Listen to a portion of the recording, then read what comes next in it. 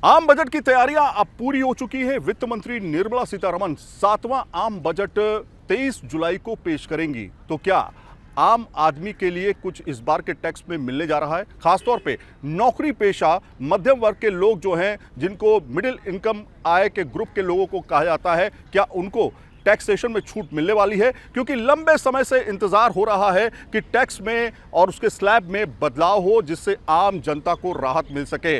आपको बताएं कि इस समय दो तरह के टैक्स स्लैब चल रहे हैं, ओल्ड रिजिम और न्यू टैक्स रिजिम।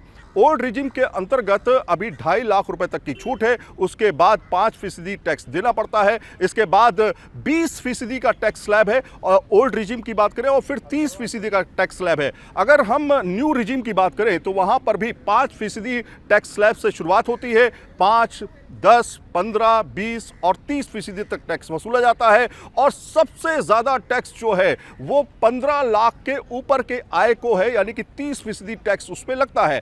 ऐसे में क्या इस बार वित्त मंत्री निर्मला सीतारमण से उम्मीद की जा रही है कि मध्यम वर्ग के लोग और नौकरी पेशा लोगों को वो इस बार टैक्स की छूट में राहत देने जा रही है या नहीं? मुमकिन है कि इस बार जिस तरह से विशेषज्ञ बता रहे हैं कि सरकार के पास इस समय मौका है ताकि वो जनता को बड़ी राहत दे सकें। जो अभी तक टैक्स स्लैब है, जिसमें कहा जाता है कि 5 लाख रुपए तक का कोई आपको टैक्स नहीं देना होता है। नए टैक्स रिजिम की अगर बात करें तो वहां पर कहा जाता है कि 7 लाख और स्टैंडर्ड डिडक्शन मिला दे तो 7.5 लाख तक का आपको कोई टैक्स नहीं देना पड़ता है। इसको बढ़ाने की उम्मीद जताई जा रही है। खासतौर पे विशेषज्ञों की माने तो ओल्ड रिजीम के अंतर्गत अब वो 6.5 लाख रुपए तक किया जा सकता है, और न्यू रिजीम के अंतर्गत जो 7 लाख रुपए तक की आपको कोई टैक्स नहीं देना पड़ता था, उसको 8.5 लाख रुपए तक किया जा सकता है, यानी 1.5 लाख रुपए तक की सीमा बढ़ाई जा सकती है।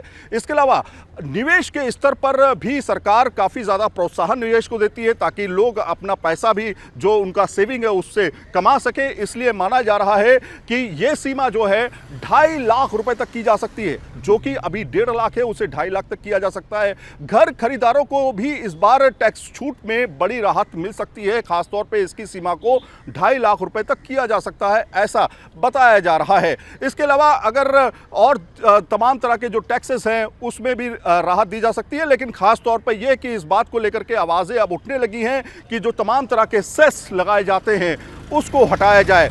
और जो इंडस्ट्री की डिमांड है वो ये कि जो मध्यम वर्ग का जो आय इनकम ग्रुप है उसके लिए टैक्स की छूट की सीमा जो है उसको 10 लाख रुपए तक किया जाए, ताकि उसकी सेविंग को बढ़ाया जा सके। वित्त मंत्री निर्मला सीतारमण अपना 7वां बजट पेश करेंगी, और ये एक ऐतिहासिक है जब वित्त मंत्री के तौर पर निर्मला सीतारमण सबसे ज्यादा बजट पेश करने वाली महिला वित्त मंत्री जो हैं वो रहने वाली हैं। और इसमें खासतौर पर वो इस बार क्या आम जनता को बड़ी राहत देंगी? क्या वो अपने पिटारे से कुछ ऐसे घोषणाएं करेंगी जिससे आम जनता को बड़ी राहत मिल सके? खासतौर पे जो मध्यम वर्ग है, इनकम ग्रुप है, सैलरीड क्लास है, वो इसी बात का इंतजार करता है कि टैक्सेशन में किस तरह के बदलाव किए गए। अगर नहीं बदलाव किए जाते हैं तो वो नाखुश होता है, नाराज होता है। अगर हम बात करें पिछले अंतरिम बजट की, तो उस समय सरकार जो थी वो सीधे तौर पर चुनाव में जाने वाली थी। उस समय कोई ज्यादा बदलाव नहीं किए गए थे, लेकिन सरकार को एक बार मैंडेट तो मिला, लेकिन उतना मैंडेट नहीं मिला जितना